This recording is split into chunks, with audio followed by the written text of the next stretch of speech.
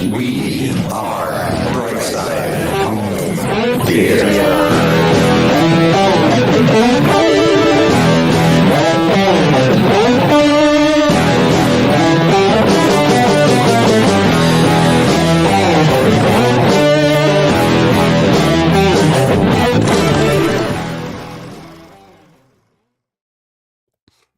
Hey, home theater nerds. Welcome to the Brightside Home Theater Podcast. A home theater podcast that's all about the experiences, the sights, the snowflakes, and the scene. All right, let me get that right.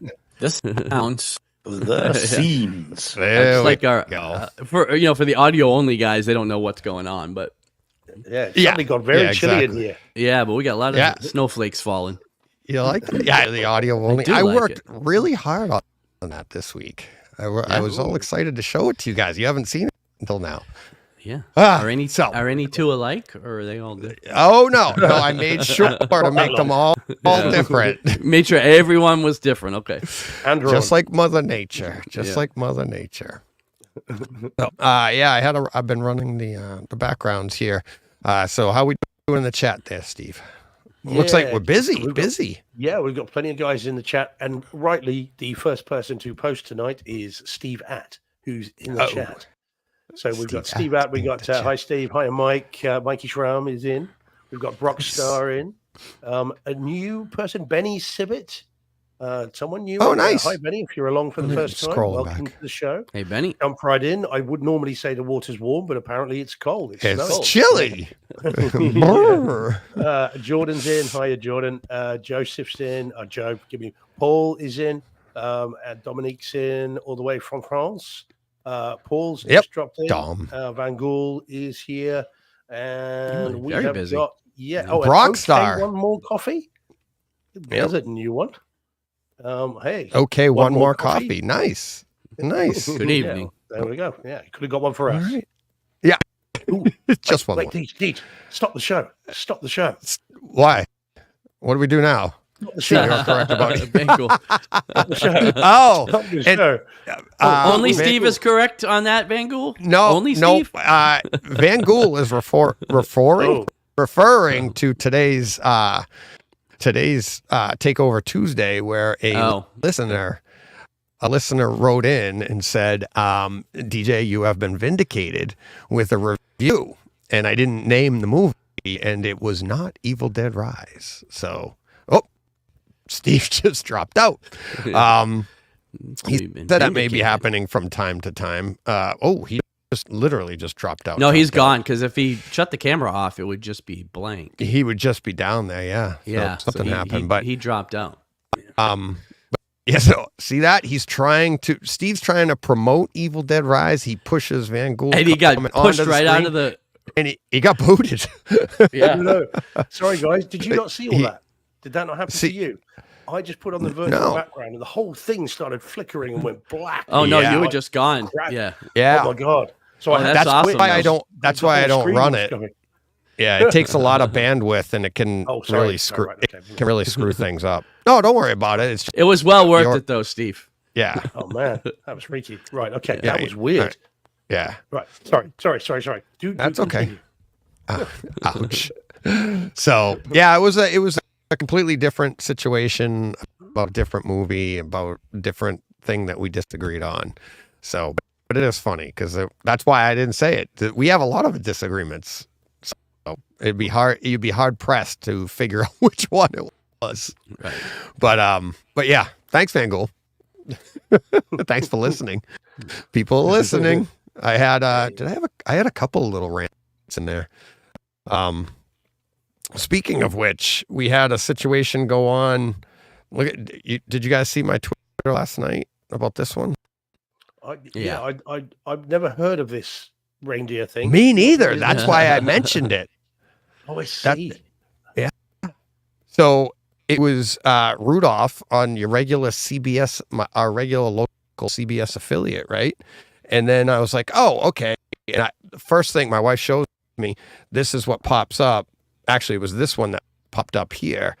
And I was like, oh, Fubo must be having some. I've seen these before when, your cable provider would be having a an issue with the whoever it is, right? HBO Max at one time or HBO, and I was like, just go over to Paramount Plus, and she's like, okay, nope. I was like, oh, so yeah, apparently that's the deal. It's like if it's already streaming, and I figured like Apple TV probably has it, and they're not like, you cannot stream this. It can only go over the air, which I think is kind of crappy for the affiliates like CBS and stuff, because what the hell? It's like, what about the people that don't have any stream? You can't see Rudolph anymore. You have to stream it. Or as people are adding, people on Twitter, which I agree, buy the physical media. But that's not the point of Rudolph the Red-Nosed Reindeer. It was, brought to you by, Almond Joy. It's like, it was brought to you once a year and you got to stay up and watch it as a kid. And now all of a sudden it's like, okay, we're going to have it. And for everybody most people are like streaming or cable or whatever. And it's like, so how does this work? Like you got to get a cable just have to have provider, an antenna. Yeah. Or have an antenna or Apple TV Plus, which I think is kind of crappy. I mean, it's not like have it. Yeah, I guess whoever owns it, but they're not allowing it to air through streaming other than through their stream. And it's like, but what if you've got your local channels and that's all you have? And it's like, you're not doing all the, I'm lucky. Yeah, I already have it in multiple locations. That's not the point. It's like, it's a holiday movie for everyone, So I kind of didn't like that. Well, I had to stream Charlie Brown Thanksgiving. I had to stream it on Apple TV because that's where it is. Yeah. It's the only place it is. Yep. And, so. Yeah, that's what I do too. I choose to do that because I do it at our time. Jen and I watch it probably once a year. Same with Rudolph. And I was actually working on the computer and on the backgrounds and stuff here, and she was just trying to put on something fun. And I was like, it's not even about me. I don't care. I wasn't really going to watch it anyways. But for the people that don't have the physical or don't have that ability to get all of these things, I know how to answer the question. It's the point of, wait a minute, what about the people that just want to watch it? And they have, you have Fubo or whatever. And it's like, a lot of people don't have these things because like us, we're like, oh, I just get everything I can because I want to have as much content as possible. Some people are just like trying to plunk the kids down in front of the television with the best that they can do. And you're like, oh, wait, I got to get Apple TV Plus. And you got kids going, wait a minute, what's going on? You're like, oh, no. Sorry, kids. No Rudolph for you. That's pretty crappy. I'd be more concerned about my kids sounding like a sort of 50-something East Coaster, to be honest, Teach. Anyway. Hey, Dad, I really want to watch Rudolph. Oh, okay. Where are you from? What's funny is like, I hear my voice back. I've edited my stuff now for 5 years, and I hear it, but the voice I still hear in my head. John knows it. It was sad. My voice didn't change until junior year. It's still that voice. I still hear that, like my high-pitched voice. It's horrible in my head. That's very sweet. I like that. I like that. I don't. quick say hello to a couple more people that have dropped in. So hi Ian, he's dropped in. Joseph Sjordan. Yep. I don't know if I'm saying that right. I just saw that. I think someone new. Yeah, hi Joseph, if you're along for the first time. VJ's dropped in. AA's in as well. So hi guys. Welcome. Carl's in the chat. I just noticed. And we got just Joseph Joden.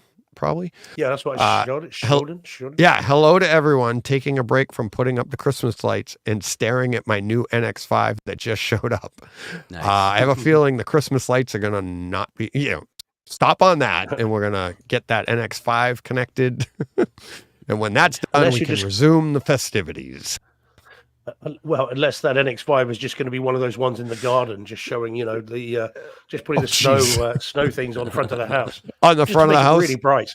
Yeah. That's an expensive projector to put outside for the lights on the side of the house. Still here. DJs might drop out every 60 seconds or so. Okay. I don't know what to do. Do you guys hear it? I don't hear it. Yeah, my mic dropping out? A little bit. Yes, it is. Yeah. It's internet. I don't know what to tell you. I thought it was snowflakes. Yeah, it's the snowflakes. It's not the snowflakes. They're interfering with the signal. Yeah. Yeah. I The virtual we figured it background. out last week. Yeah. I thought we figured it out last week. Yeah. And the audio from yesterday's went so bad because I do back everything up here, little podcasting 101. I'm recording everything here. And then yesterday's, this was all backed up. I got a 256 gig memory on this. This had run out. So that was a disaster. 2 weeks ago when John recorded, we only got part of his. Remember when you dropped in and out? Those were fun to put together. So do the best I can. Keep up with me. I was kidding. We'll fill in the blanks. I thought I was watching a Kung Fu movie for a minute. Yeah, exactly. Hey, look, don't let the moustache fool you. Yeah. He's not going to do a Pai Mei style flick of the moustache. No. But John, how funny, how far we've come, huh, buddy? Yeah. Would you ever have thought in high school that someone would be complaining they're not hearing enough of me? No. John, I used to wish my ears would cut out every 30 seconds in high school. Canceling headphones. Exactly. Yeah. Swap cables and mic. Oh, okay, Carl. Yeah, swap cables and mic. Yeah, let's get right on that. Because right here, Ian, it's perfect. It's only with you guys. I'm telling you, the cables and I'm not cutting out. I got a hard line into this. It's only through the internet. It's not my end. It's all you want me to disconnect my internet, reconnect it? That would be it. It's not this end. So no, it's okay. Ian, yes is the answer to your question, mate. We're going to talk about it a bit later, buddy. We will get to that. We have a bunch to get to today. Let me get back to the brand there. You want to start getting right to them? I can't think. Do we have anything else to get to before then? Only the usual stuff quick. about Movember and Movember. Thank you to everybody. This is the last podcast we'll be doing this with this, and thank you to everybody that's donated so far. And Men's Health, that's what it's all about. You've got a few days to get boxes of popcorn in, but like I said in today's show, it will be taking all the boxes of popcorn up until Thursday. We'll go 100% to Ryan's charity. Links are in the show notes. So I thought we did pretty good so far. Like I said, we're at around $500.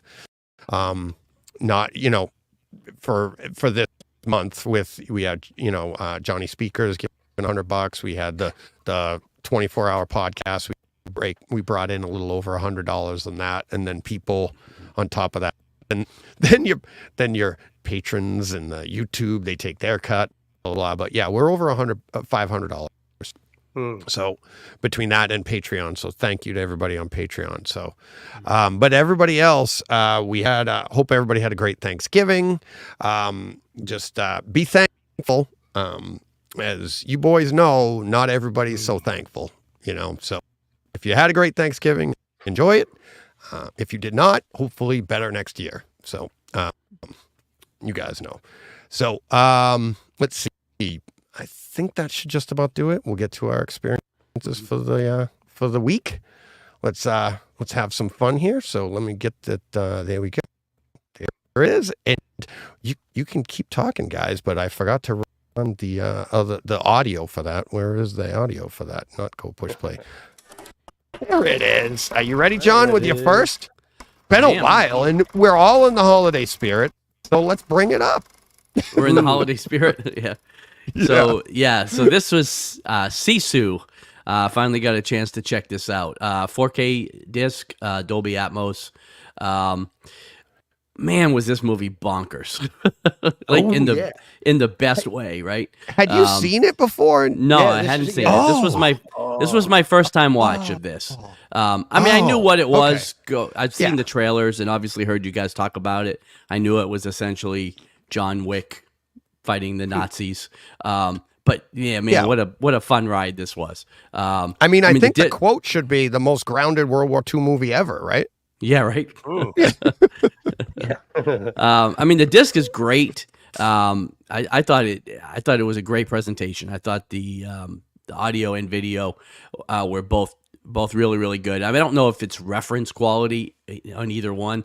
I don't know of any scene specifically that I would pull out. Also, keep in mind, this was almost 3 weeks ago now that I watched this, so I'm struggling a little bit to remember some of the major scenes. But what was the audio in again? Did you say? I thought it was in 5.1, but the notes DJ has here say Atmos, so I don't know if I wrote down Atmos. Yeah. Okay. No, yeah. See, went by memory, but that's what I had. All right. Sorry. Yeah, I was a little confused by that because I'm pretty sure it was 5.1 upmixed it is. on the disc. Yeah. But I looked, like I said, I went by the notes and I said, well, maybe I forgot. So, but yeah, still, it sounded great. And you know, like I said, I don't want to go too deep on this because we got a lot and we've covered this before. But if you haven't seen this, you know, at this point now the disc is on sale everywhere. It's down to like $15. Definitely pick it up because it is well worth it. And fun. This will be fun to revisit multiple times. So I've seen. It's one of my movies of the year. This one, certainly the below the line movies. I think this is a riot. Right. So and I've seen it 6 times. I know you've seen it a couple times at least. Yeah. Yeah. No, I'm up to 6 now, and I could keep watching this film. This film could just play on a loop, and I'd be quite happy. Yeah. Yeah, it was super fun, and like I said, really good ride. So well worth it. Yeah.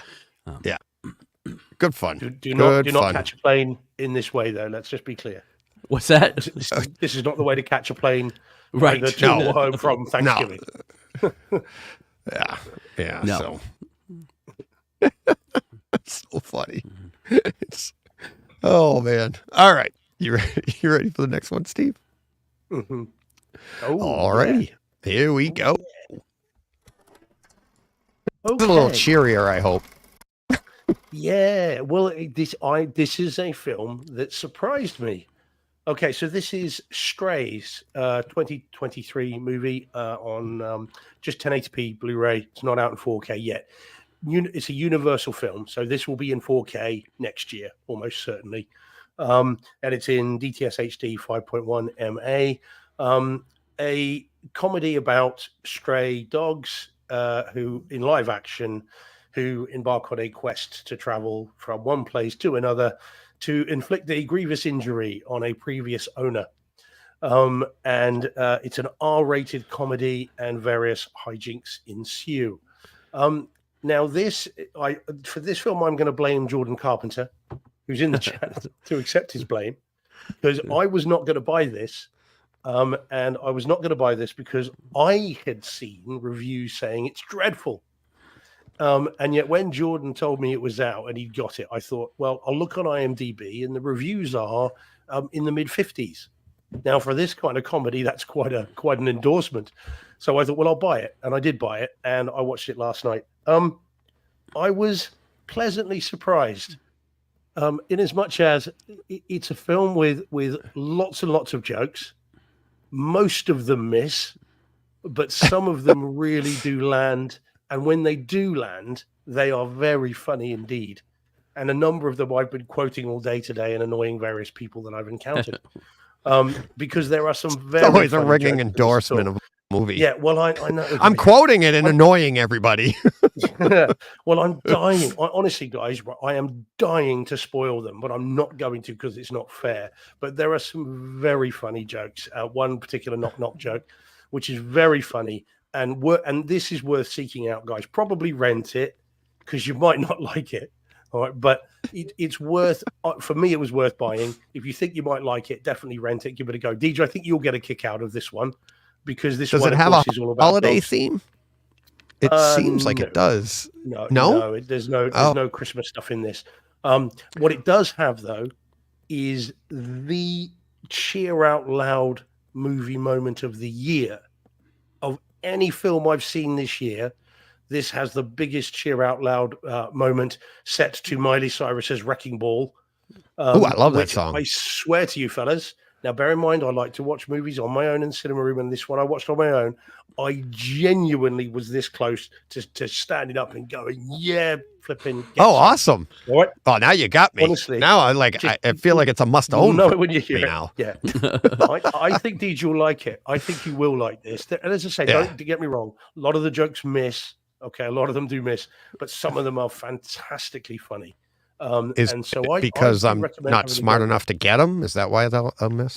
No. In fact, the jokes that are best are the ones that are actually very well observed. You know, the people that have made this have got dogs, love dogs, and I think that there are some fun observations about dog behavior and that kind of thing. So I definitely recommend people see it. No huskies, Paul. Sorry, mate. You just said, are there any huskies in it? Sorry, guys, no huskies. But that'll make DJ relax. There was a husky in it. I think you'd be on edge the entire film. Only if they were going to kill it.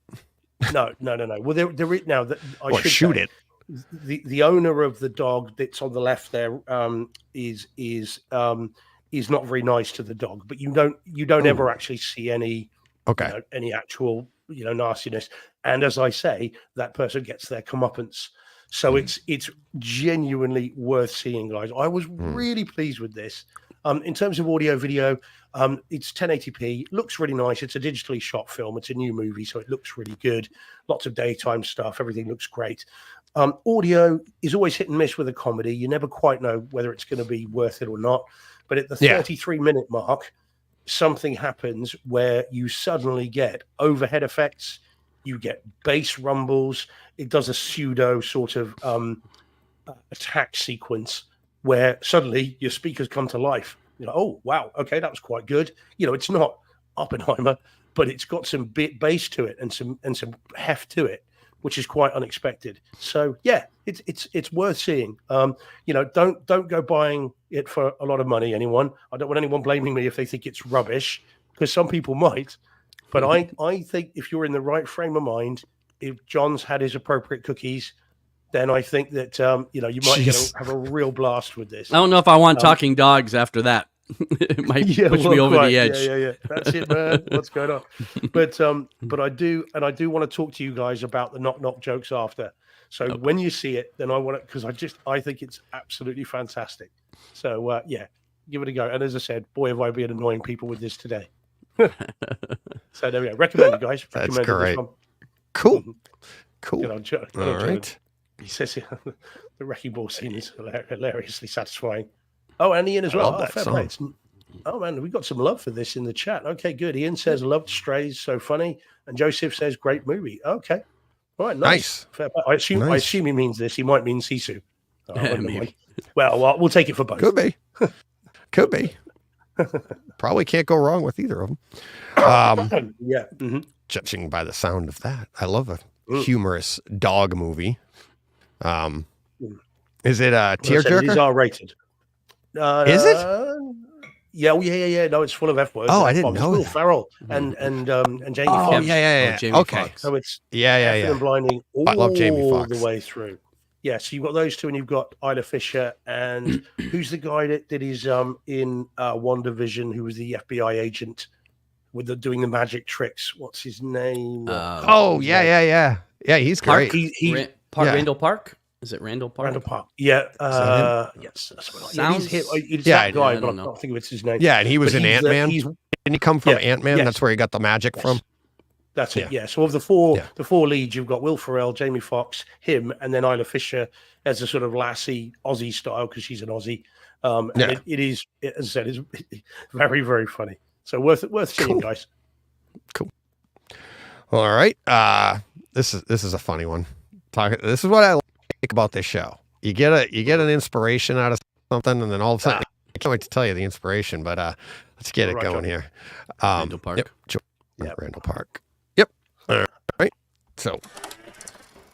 We did this not too long ago, didn't we, DJ? You and I did it. I did it way back on the other show. Yeah, on the other show. I hadn't watched it. I didn't even own it.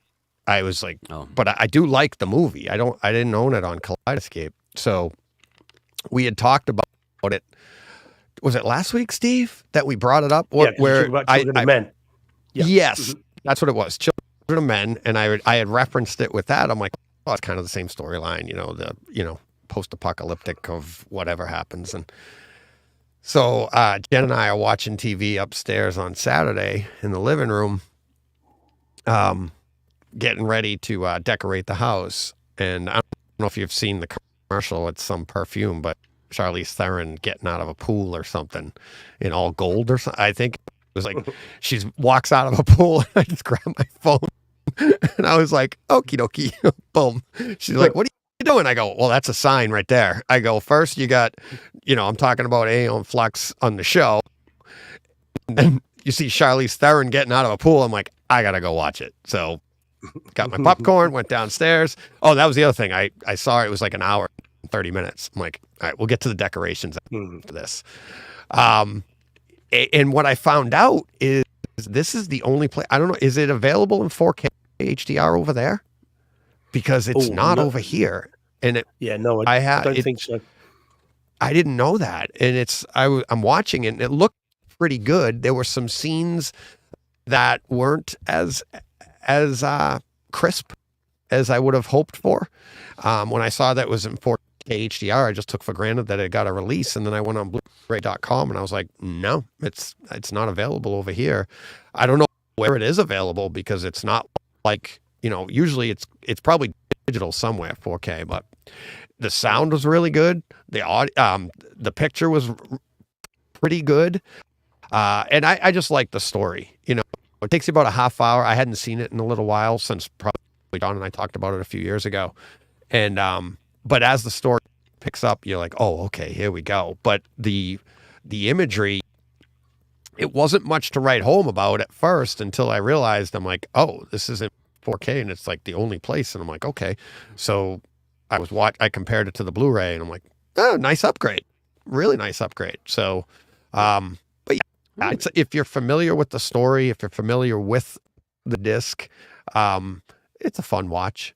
But if you can find the 4K, if it ever comes out in 4K, I would say if you like the story, grab it. If not, I didn't think the 4K upgrade was just like leaps and bounds, like we're going to talk about later in another movie. But it was a fun treat. It was just like your mind goes in a certain direction. You're like, I gotta go down there. Okay, hey, it's like squirrel. Is it a Sony disc? Gotta go. Is it a Sony disc? I don't know. I'm not sure. I don't know. I don't remember off the top of my head. Yeah, I thought they used Eon. Yeah. Didn't they use Aeon Flux trailers for the Blu-ray trailers when Blu-ray first came out? Didn't they use some bits for that? I thought they did. But yeah, it's not available here in 4K. And it looks on Amazon as though the Blu-ray. You know where I bet it is, Steve? Where's that? You know where I bet it is? Oh yeah, Sony Pictures Core. Sony Core, yeah. Check that. We should check that out. I didn't even think of that. Bravia Core. Well, I think it is Sony Core now on PS5. Yeah. But we should. I didn't even think of that. We should check that out. I'll bet you that's where it is in 4K. And you're right. I bet you PlayStation Portal. Oh, there you go. Look at that. Oh man, we bring it all. We got all the tech going here. Do I need to add a screen for that? So when Steve's not talking, we can have a screen going on what Steve's doing. John and I are talking about our movie, and Steve's like, "Is it my turn yet?" Yeah. Spider-Man 2. Yeah, exactly. Oh, it's charging. So, yeah, but yeah, it was fun. It was fun, and I mean, it's an hour and a half. Popped right through it, no problem.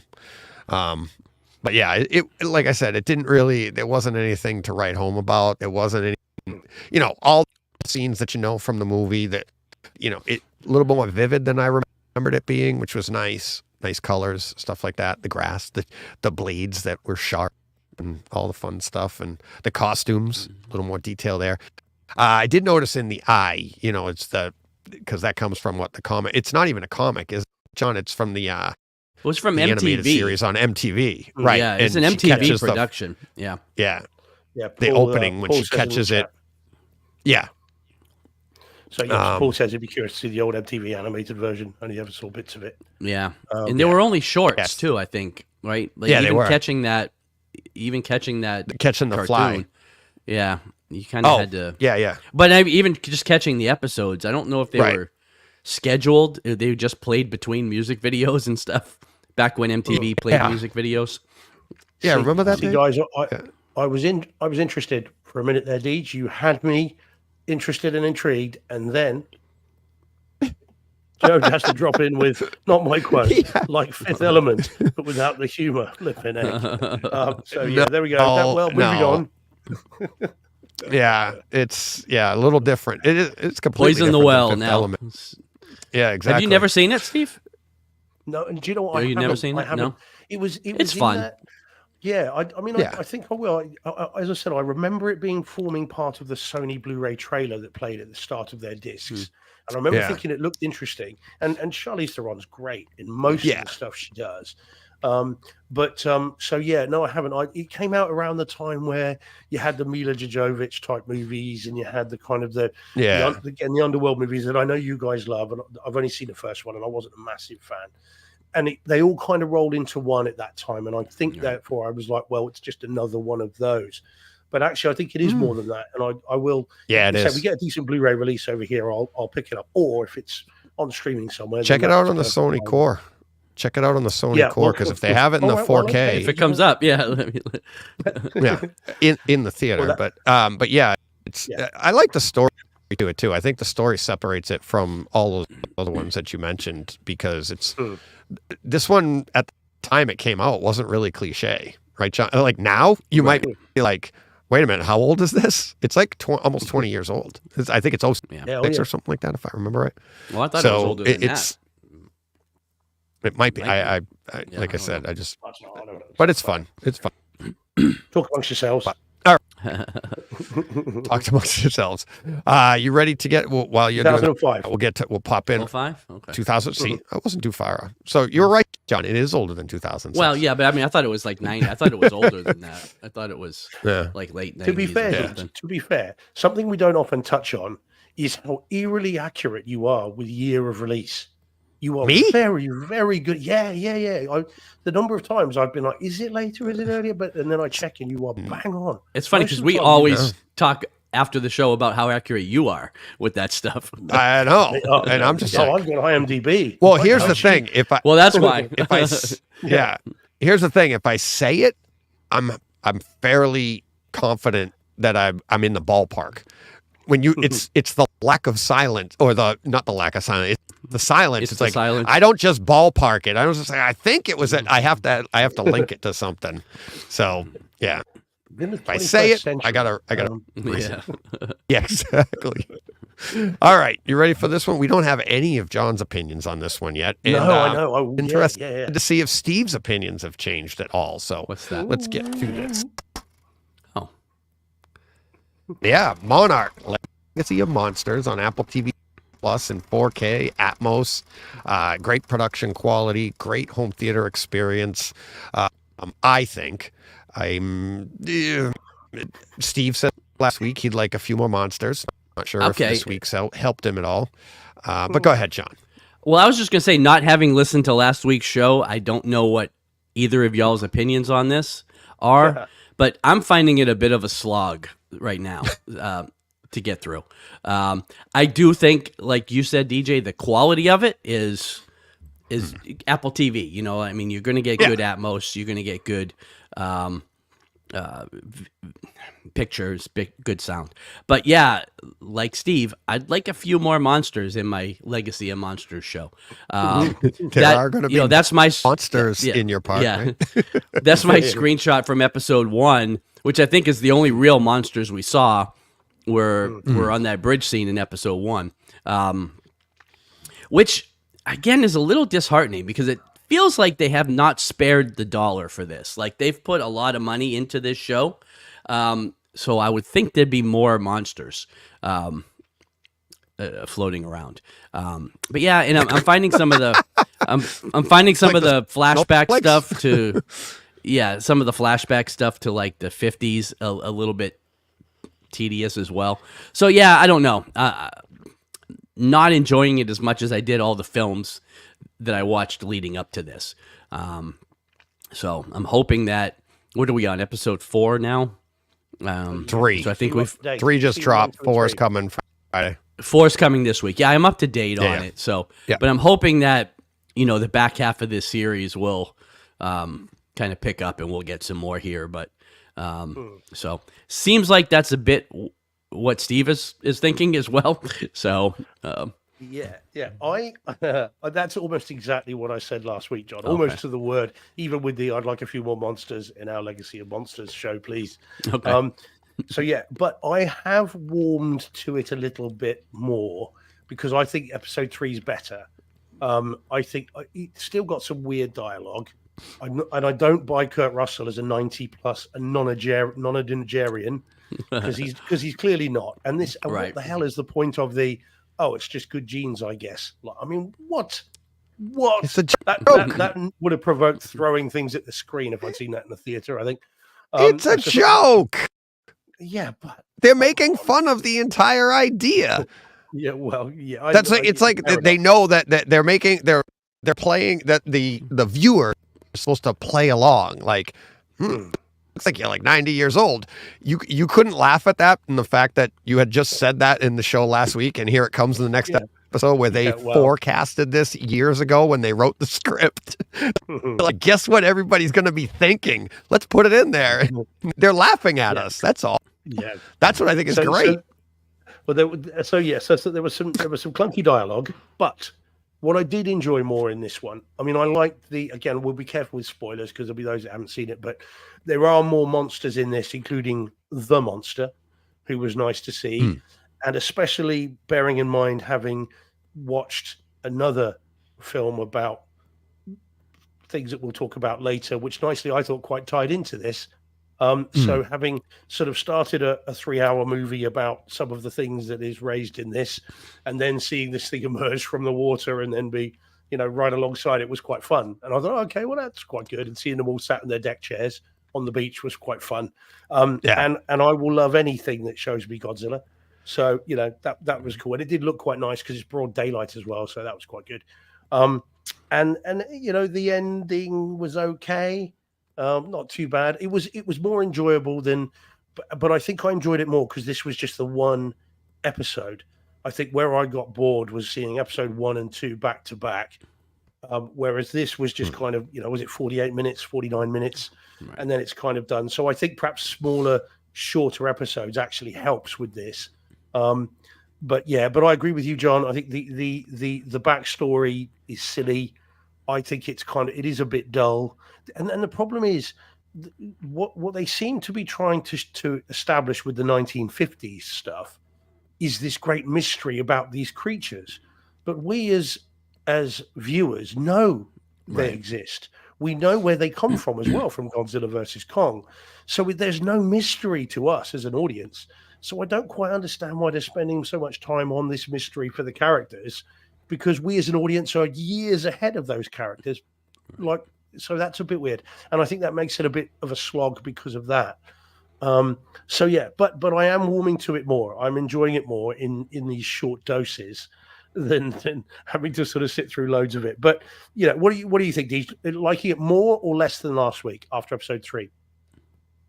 I don't think I could like it same. Sorry, all the more. Same. Sorry. It's about the same. It's like what I expected. And I just think with shows like this, they're damned if they do, if they're damned if they don't. If they just trotted out monsters 3 episodes in a row, you'd be like, we get this in the movies. What are we doing here? Can I get a little bit more backstory? Can I get so people? It might not be you guys that say that, but people would be going in both directions. And the other thing is, like you said, like they might have spent the money, but it's how long is the series? 8 episodes, something like that. Whatever, 6, 8 episodes. So the money might be coming. Those special effects cost a lot of money. And the fact that we're not getting them, I mean, look at a typical feature film. How many minutes of that movie are CGI'd, even in the MonsterVerse, right? So it's like, take that amount, and that's only a roughly 2-hour film. This is 8, roughly, maybe 6, 7 hours if they're a little less than an hour, right? So we're probably going to get more monsters here than you get in a typical film. But it feels like more in the film because it's 2 hours. You sit down and you get the story. It's boom, boom, boom. They're trying to develop a universe here. They're trying to develop a world, and I'm really enjoying it. And it's like the fact that you think it's a slog, I think is funny that you're like, well, we know where they came from. Yeah, they know we all know everything. They're going to change it on us. They're going to tell us this is how they originated, or this is what they're going to give us something we haven't had before. I, too, will be very disappointed at the end of episode 8 if it's all exactly the same that we already knew. Pretty sure they're smarter than us, and that not smarter than us, but just smart enough to go, we're going to, they're going to be creative enough to give us something that we haven't seen before. And this is, you're like, like John, it's who John is. He's a microwave guy. I want it now. I want it now. And it's, and then when you get it, you're like, well, that was too quick. Like, oh, what the hell? That's what she said. So, yeah, exactly. Exactly. So I'm really enjoying it. And the chat's going back and forth. We have people on both sides of the fence in there. Steven at Jordan, Van Goul's on your side, Steven at there. But I mean, the fun thing is, it is fun. And it is absolute water cooler talk. And that's what's fun. To me, that's what's fun about it. Like when John and I were all alone doing chat, at least we had those episodes that it came up. Remember, John, we used to argue. You and John was the guy that never wanted it episodic. Just drop it all, give it all to me at once, because he wanted to watch the Netflix series like on a Sunday afternoon. And I was like, no, I like this week to week, and you get to sit down and tease it out, and we'd go back and forth. And now you see the different streamers are starting to mix it up all over the place, and I think this is fun. It's like week to week we got something to talk about, and it doesn't matter if we agree or not. It's fun, and I think at the end, we'll all be like, okay, I see where the money went. I'd be surprised if we aren't. So, but absolute home theater must see. Oh yeah, well, and like I said, I'm definitely still in. So, and I have faith, that it will be good by the end. But like I said, I found the beginning to be a little tedious. So, yeah, which is not what you expect from Kurt and Wyatt Russell either. Right. These guys so used to, well, certainly Kurt Russell anyway. I normally watch him do anything. Tango and Cash was a heartbeater. Yeah. Well, and I love the use of... No one insult Tango and Cash. I love the use of both of them, in here for the same character. And I hope that we see more of that. Like I said, the rumor is that we're going to get an Equalizer prequel, and they're going to use John David Washington to be the Equalizer character. And as we get more celebrity, father and son, mother and daughter duos, I hope they do more of that, because I enjoy it more than the de-aging process that they do. Like, I think this is better than trying to de-age Kurt Russell, to play both parts. It's more fun too, isn't it? Yeah. We were talking last week, weren't we, Deej, about Wyatt Russell is clearly doing an impression of his dad. Yeah. In the way he delivers lines and the way he the way he walks as well. And that's fun. Yeah. And who better to do an impression of you that's seen you every single day growing up. And I think that's hilarious. It must have been so much fun for Kurt Russell watching it, either on set or watching it back, thinking we do that anyways. Right. Yeah. We do that anyways with our, we emulate our parents, and I saw it in hockey over and over. I coached with this guy for like 15 years. His son was on the team for like 15 years, same age as Joe. And the guy I was coaching with, he had a bad accident on a motorcycle. So his arm was like, he had a dead arm. So when you're playing hockey, he could use the stick, but he couldn't really do much. So he could just grab the stick, but that was about it. But when he skated, now this is the coach, he was the head coach. If he had to get going fast, he would tuck his arm in on his side so it didn't flop around. And the other hand was his top hand on the sticks. You just go. And it was year after year, his son would go off on a breakaway, and he would tuck his arm in. And he's yelling from the bench, "Stop tucking your damn arm!" He's yelling at him, and I kept reminding him, like, he's doing you. He skates just like you, and it was so funny. So it's like, and for hockey, for something like you barely see your father do, but a handful of times, right? But you emulate that. Imagine how much we're already emulating just day-to-day stuff. So it was, but yeah, I'm wondering. I wanted it off of that, Steve. I'm wondering how much Kurt Russell is trying to emulate his son too. Like they're trying to meet in the middle. Oh, you reckon? Like, I don't know. He just, you know what I mean? Like even as respect, like I'll try to be like him a little bit here. Cause to be fair, it's like in the storyline, it's the younger one grew up to be the older one. So you would have that mishmash in the middle. And I would think that if it was me and Joe, I would think not that we look like those two do, but I would be trying to emulate him too. In a way, I don't know. I think Kurt is Kurt, and he's like, "You follow my lead, boy." You know, I don't think it goes the other way. There are definite echoes. I mean, if you've seen The Thing as many times as I have, you've seen Big Trouble in Little China as many times, and even Tango and Cash. I love Kurt Russell. It's a different role. He is absolutely doing an impression. I mean, the way he's delivering dialogue, the way he lets his straight lip go. Yep. Yeah. He's nailing the straight lip. Brilliant. He's doing the laughter. He's doing like the side. It's almost like a side eye because it's like Kurt Russell's got that. I mean, it's just that he's got the sarcasm, which of course, you know, his son's going to have anyways. But it's the glances. It's so great. Yeah, just the cadence of the dialogue, or even down to that. You can. I wonder how much is natural too. Well, Well, you can see the family kind of. You can see this family that they've grown up together. You know, right? Just all written on the screen, or just put up on the screen. I think it's great, and that is my favorite bit of it so far. Just watching him do his dad is very funny. It's great. Yeah, that's great. All right, this next one is this the first viewing for you, John? This next one? It is. You stole a little bit of my thunder there, but sorry. All right. Yeah, because everybody, I was just going to say, I just said. Yeah. I'm the last guy in any universe to have seen this movie. But this is Everything, Everywhere, All at Once. Picked up the 4K disc on sale the other day. All right, buckle up, guys, because I'm also probably the only guy in the universe where this movie was a steaming pile of crap. Like, I really hated this movie. I do not get it. I do not get the hype. I really didn't like this movie at all. So, yeah, I'm sorry.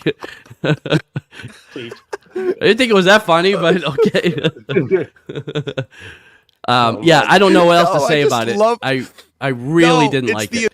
Enthusiasm in your voice that's so awesome, because like you could have loved this movie and you would have been like, all right, I'm the last one to see this, and you know, like everybody else would say, like it's just fantastic. I mean, I just love the story. It's great. It's great home theater experience. I mean, what else can you really say? I was pretty excited to say that it was a steaming pile of crap. You were like, your enthusiasm knows no bounds. Yeah. When you hate something. Yeah. Maybe, Steven. I don't know. I don't know. I don't get the hype.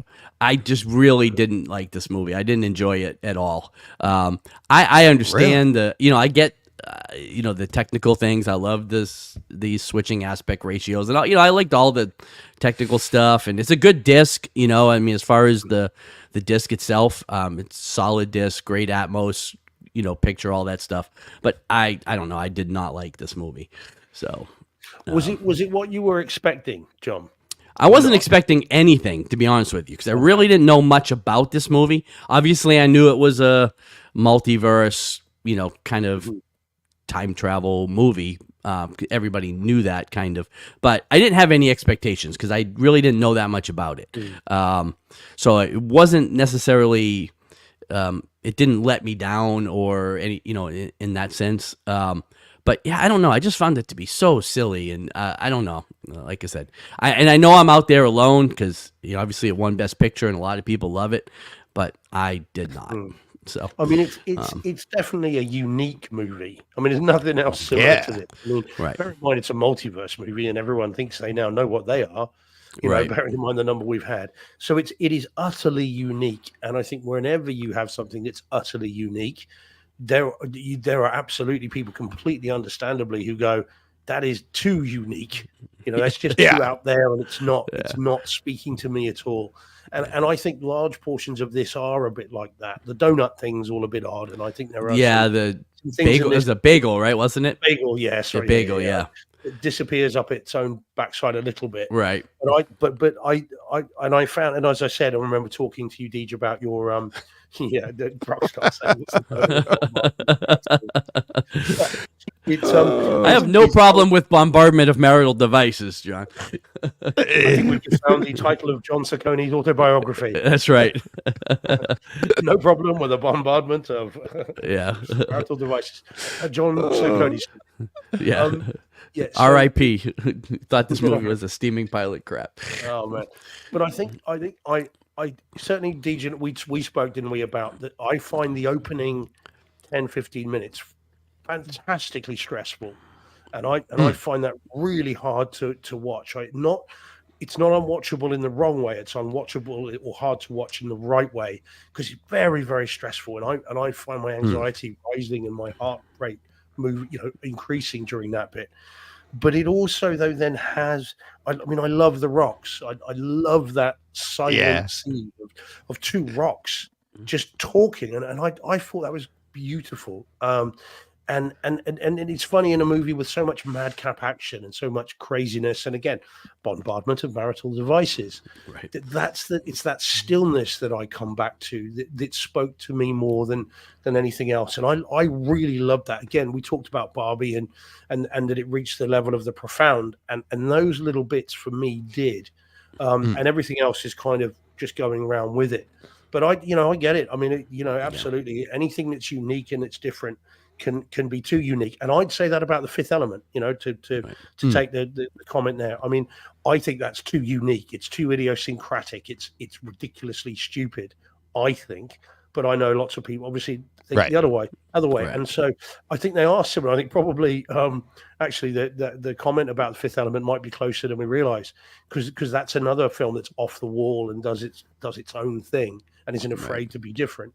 Right. Too different for some of us. I will say, like, I thought Michelle Yeoh and I can't think of the Iwai Kwan. Yeah, they were great. Like, I thought they were both excellent. I had no problem with the production or the acting, the quality. It just didn't speak to me at all. Exactly. Just really didn't like it. Yeah. So, and that's fine. And like Jordan has it summarized well here. Like, it wouldn't be an A24 film if it didn't have, divisive reactions with audiences. Right. But that's the point. It's a great, like you said, John, great production, great home theater experience. But what sold this for so many people was the story, and it spoke to them in a way that you're like, oh my God, I've thought the same thing, like that scene with the rocks and stuff. And you're like, how they did it in such a creative way. But that doesn't speak to you, you're not going to get it. Right. And that's not on you, right? It's just, that's fine. But it's like, but when you do, and that's what's so much fun about stuff like this is, like, to both your point, like, it's out there. It's like when something's out there, but you find a relationship with it, you go, holy crap, I love that. I can't believe they got so creative with something I've been thinking too. Like, The Matrix did that for a lot of people, because a lot of people, like, that was the tagline, remember? Like, did you ever think of, like, what's reality, what isn't real?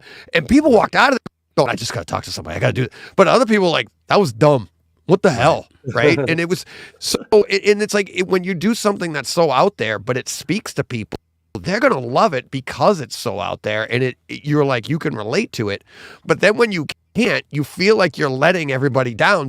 So I don't think you hated this as much as, like, some movies you maybe really have hated, but you're like, how can I not like this? Everybody's loving it. I don't get it. And it's, you know what I mean? Like, the home theater experience is great.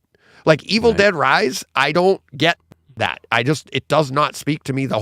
Get the home theater part of it, but then when you get bombarded with, it's the greatest movie ever, you're like, what am I missing here? Right. So it makes it feel like, I'm like, I don't hate it. I just like, I don't get it. I don't know. Like, I'm fine to be on my island with this. I don't know that I don't know that I'll ever watch it again, honestly. Like, it's not even one of those ones where I think, oh, if I watch it again, maybe it'll change my opinion.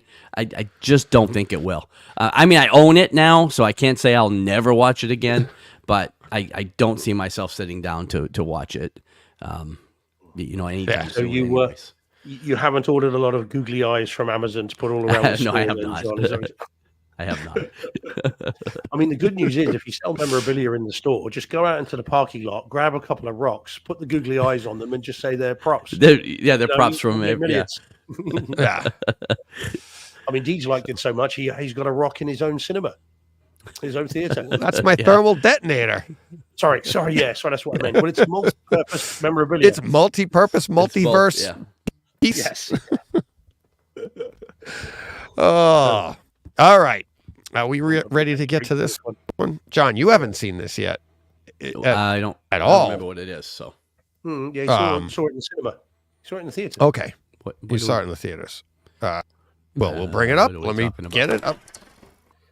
Yeah, you've seen Oppenheimer. Oh, I have seen it. I saw it in the theater. Yeah. I haven't picked it up yet. I know I'm one of the few that don't own it yet, but. Well, apparently, if rumor is a lot of people don't own it yet because it's really hard to get. Yeah. Universal themselves put out a statement today saying, "We know you can't get it. We're trying to get these retailers restocked, but it's still freely available here." Really? Because I did check Amazon last night, and it's 3 weeks out. I think is what they say. Yeah. So my Walmart has it now, and yeah. Best Buy had it, Walmart had it. I tweeted, who was it today that we were talking about it? And he was saying, like, on the shelf, he's like, it looked like Expendables 4 was outselling Oppenheimer. Oh, and I'm like, that's not that. Yeah. Oh yeah. That's what it was. Jason. I mean, I love the guy. I mean, but I'm like, that's not the case. It's just not restocking the shelf for Expendables 4, but they are like, or they got 3 copies and they got as they can. Yeah, they got 90 of this. You know what I mean? Right. I know at my Walmart, I was trying to buy this before the show last week, and I went in at 10 a.m. and they're like, "Oh, they were all gone before 9 o'clock a.m." Wow. He goes, "But we're getting more in at 1, 2 o'clock," and that would have been too late for me anyways. But they got them in that day. They got their next shipment that day. They were back on the shelf by 2, 3 o'clock, and they've been going off the shelves ever since. Yeah. But they're just everybody's trying to keep it stocked as much. Yeah, I can't wait to see what the 4K retail splits like with these between 4K, Blu-ray, and DVD. I think it's going to be an interesting. Yeah. It's going to be a watershed title. This one. Yeah. Okay. So what did you think on your first viewing? Wow. I mean, it's how long have you got, Deej? Well, we know you've got an hour. You're the one with the deadline. I did a 24-hour podcast. Ball's in your court, pal. Okay, so a little bit now. I've got to have a little bit of a mea culpa here because last week I said that I would sit and watch this in one. I was not able to do that. I could not get 3 hours free when I wasn't on my deathbed or wasn't, on call or doing a million other things. So I had to watch it. Please don't shout at me, in 3 sittings. I'm sorry to say. However, an hour each. Yeah, pretty much. Yeah. Well, yeah, it was about 45 minutes, 45, and then the remaining hour and a half today. So, I've got lots to say about this film, an awful lot to say, but if I could just summarize it in a single word, stunning is how I would refer to it. Absolutely stunning. It's hard to say because there's so much you can say about this film in terms of the film. And we'll talk about the audio and video. It is incredible. And it is a Christopher Nolan film in every single frame. It is dripping Christopher Nolan from second one. And I think personally, even if I didn't know he directed it, you showed me any frame of this, I go, well, that's Chris Nolan, because it is him through and through. I really, really enjoyed it in terms of I was entertained from second one. I just about kept up with it. I was never lost, which is and bear in mind I knew nothing about this other than nuclear bomb, the Manhattan Project, and I am become death, the destroyer of worlds, and Hiroshima and Nagasaki. That was my Oppenheimer knowledge done because I didn't know anything else about it, and so I was able to keep track of the story. I could tell who was who. Luckily, I think that's because of the famous faces. So I'm glad it's an all-star cast, so you can then kind of relate them to their names. And so I was never lost. I was never bored. I was thoroughly entertained throughout the story. I'm not sure I could watch it twice in one day, Deej, but I was thoroughly entertained with it and thought it was, as I said, absolutely stunning. And what a cinematic achievement. Feel a little bit sorry for Florence Pugh. Not sure why it is that pretty much every scene she has to be topless. Didn't quite figure that out. It's part of the story. Well, unless there's something in the book that says every time he met Jean, she was half naked. But it did seem a little bit unnecessary at times. But that's a minor quibble. It just felt that there it is. I had that discussion with my son-in-law too, because he didn't like it. He's like, "What the heck?" And I'm like, "That was the point." I think exactly. But that was the point. I think they were trying to, as best that he could. I think Nolan was trying to portray the womanizer that Oppenheimer was, right? That these people, like, there were times in this movie where you were like, okay, he's got the best intentions, and there's other times where you're like, he's just evil, or then he's a woman. He's a very complex person, and I think that's what they were going for in there, because the one thing I know, or what I believe, is Nolan doesn't do anything just to be dramatic.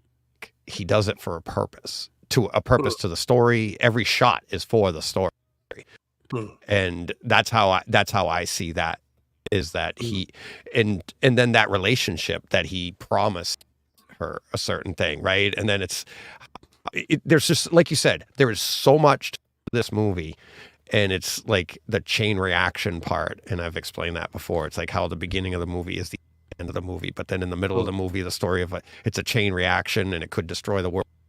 Did they destroy the world? Did they set it? It's an amazing story.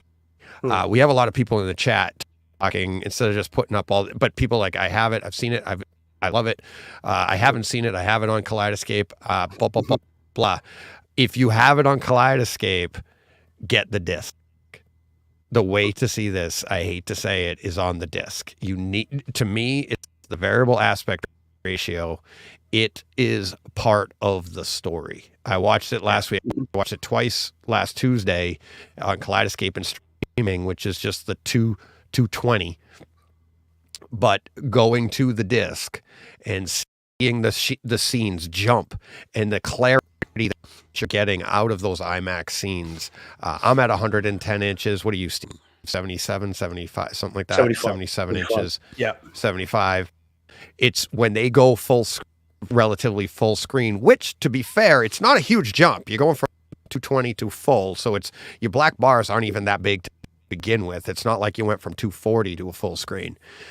It is very poignant every time it's done, and especially those black and white shots, and just seeing their full image on the screen. And to me, I thought the brightness in the room, because when they go to the full screen, it's like you're seeing more background and stuff. And look at the depth in the windows, or lack thereof, because the way they're shooting this, the aperture and everything, it's like those windows it's just washed out in the background, but their faces, the detail that they're grabbing with those cameras.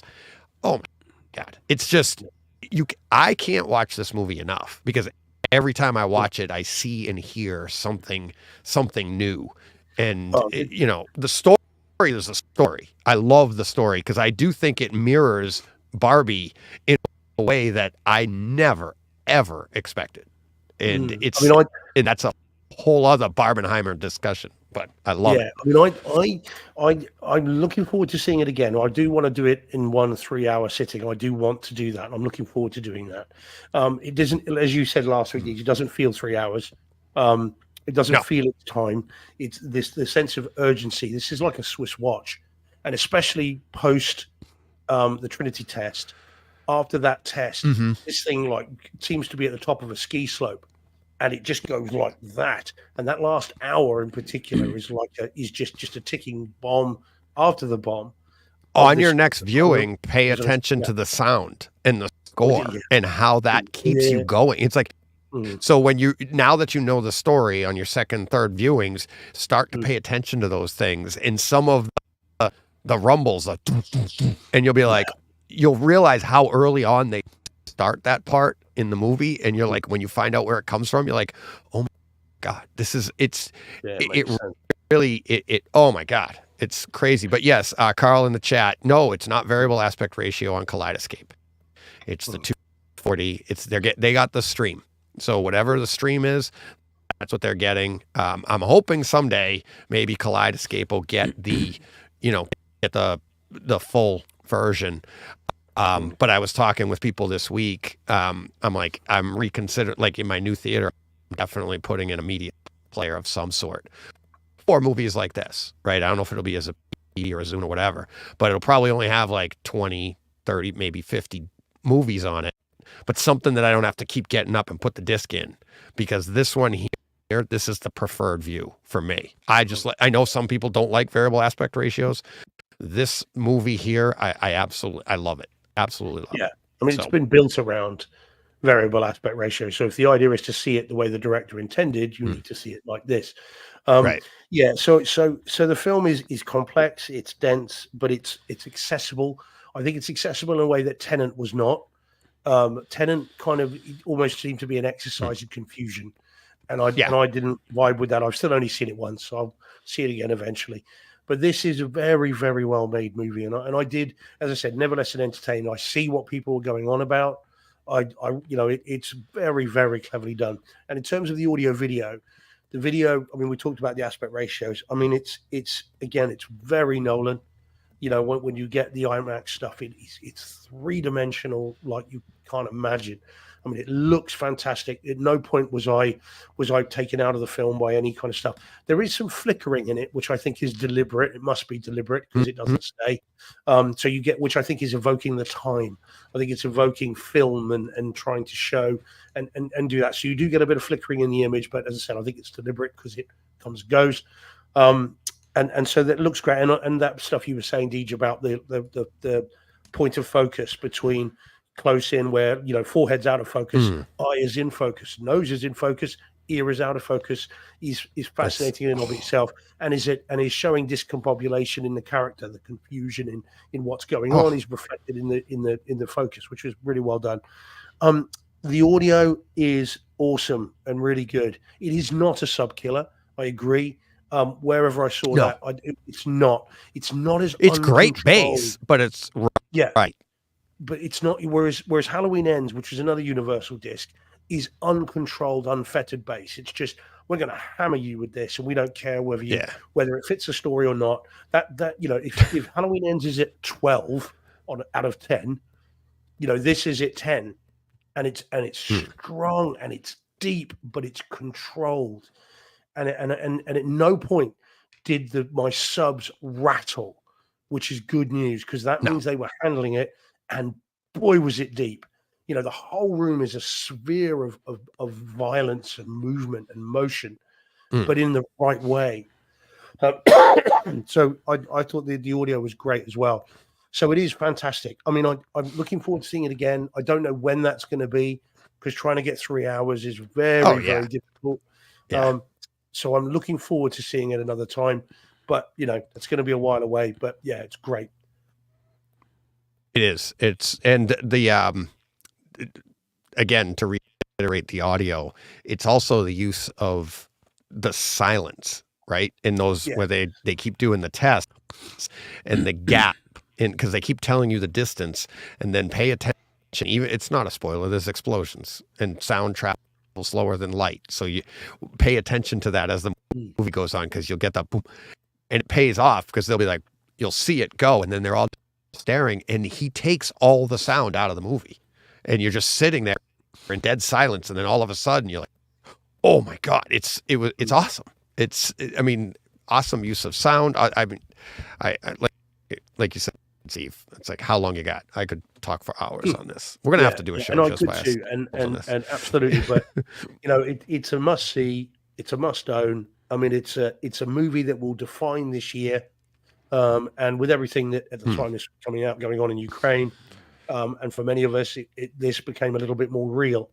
And the closing, the denouement of the film is a direct plea, I think, to modern governments and modern sensibilities. And we've all come a little bit closer than we'd like to have done in the last 18 months or so as a result of what's been going on. So it's got an added poignance. Whereas I think had this come out in 2021, I mean, obviously pandemic notwithstanding, I think this would have had a different resonance. I think a lot of people would have seen this as, well, this is a historical film about historical issues, and we're not bothered about this anymore because nuclear non-proliferation is established. We don't need to worry about any of that. Whereas now I think it's very, very prescient and very poignant and has an extra kind of meaning to it. So, yeah, it's really good, really good. John, see what I took you enjoyed from it, didn't you? Sorry. I did, yes. I think, I agree with everything that you guys are saying. I think the film is it's hard to throw around the word masterpiece, right? Because, but it's a great film. But for me, like the watchability is a little bit more limited than for you guys, I guess. Like I definitely will buy the disc. I definitely will watch the disc. I find it's just a heavy, it's not something I want to revisit a lot. Like I just won't watch this once a week or twice in a day or, like I'll have to carve out 3 hours where, I've got the right frame of mind to sit down and watch it again. Because like I said, I find it pretty heavy. It's a Schindler's List kind of thing, where you just don't want to watch them all the time. But I take nothing away from the film. Like it's fantastic. And I saw it in not the best theater. Like I didn't go to IMAX. I didn't see it in the Dolby or anything. So Dolby, I guess, doesn't matter. But, and it was still great in the theaters. I can only imagine at home, what the experience is like. But yeah, it just won't be one that I watch over and over and over again. But I will own it, and I definitely will watch it again. So. I mean, talking about theaters, John, I feel sorry for those that only saw it in 70 millimeter. I mean, I saw it in 75 inches, so mine was better, obviously. Right, exactly. I was going to put that joke on Twitter, and then I thought I'd get shouted at. Yeah. I wasn't risking that. Film Twitter would come for me. They might. Well, then it might push you out of the secret screening too. So. Chris Nolan waiting with a machete behind the door. Yeah.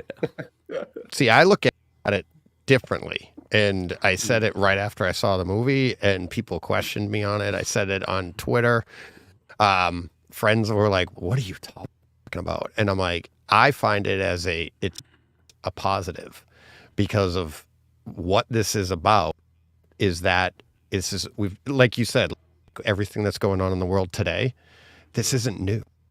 This is, and like that's what I love about this movie. It's like if you haven't seen it yet, when you realize what happens at the beginning and at the end, you realize that like when something happens to you, the first person in the world that's happened to, right? And it's like these things go on and somehow we're stupid and it comes back around, but it's like, yeah, we're gonna make mistakes again. But the idea of that, it's, good does prevail. And look at what happens in the world. We go through bad times, we get good times. And I went back and forth with this, and it's like, look at what happened. World War II, blah, blah, blah, blah. Everybody after that in this country anyways, it's like everybody loved each other, blah, blah, blah. And then on the downside of that, you end up in the 60s with all of the what do you call it? Protests and everything going on, right? Well then, and I've brought this up, I'm like, look at what happened. It's almost like clockwork. We had 9/11. We had all of this love in this country, and now we're on the backside of it, and it's almost like clockwork, how things progress. And it's a lot of this, and that's what I love about this movie is it is human nature. It is who we are. And to see it and to learn from history, you might not necessarily not repeat it, but maybe you can be aware of it so that you can we maybe do it differently. And that's what I take from it. And it's like, I think the world's better today than it was 1,000 years ago. And I think it'll be better 1,000 years from now. Doesn't mean everything's perfect. And I think that's what this movie is trying to show. And I think that's why like John uses the word masterpiece, because it does speak to multiple generations of like, that's basically what old people say. You have no idea.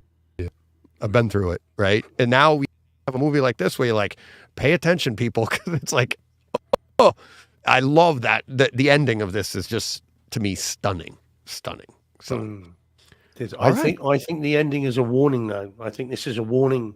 And that's how only after one viewing. I didn't quite read it as positive. I read it as this is a warning to you all. Remember what we are capable of and what we can do if, but yeah, I get it. I can't wait to talk more about it with you guys when we've seen it more.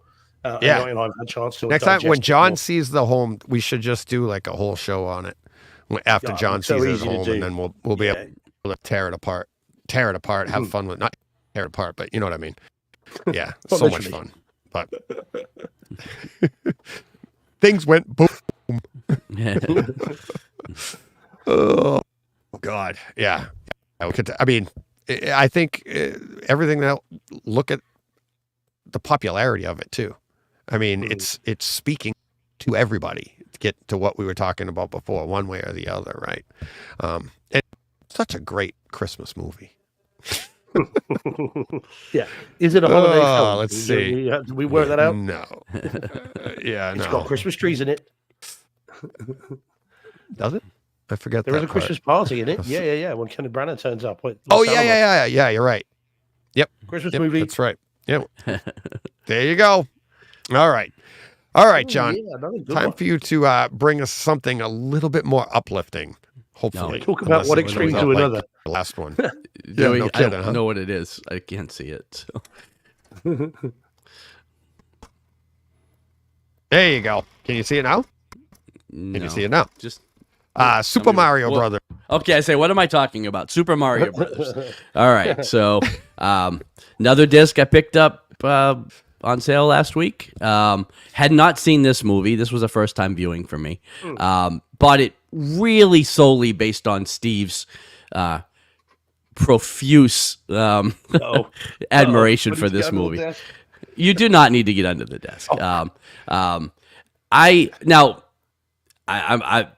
just going to be totally honest. I watched this Tuesday while you guys recording, and I was not feeling well at all. And I did doze through a little bit of the middle of this movie. So I will have to go back and watch it again. But I found this super fun. I think the disc is fantastic on this. Like this, of course, it's animated, so animated discs always tend to look great in 4K. This is no exception. I mean, this looked awesome, super colorful, super crisp, really looks good. I thought the sound was very well done, and I thought this was a lot of fun.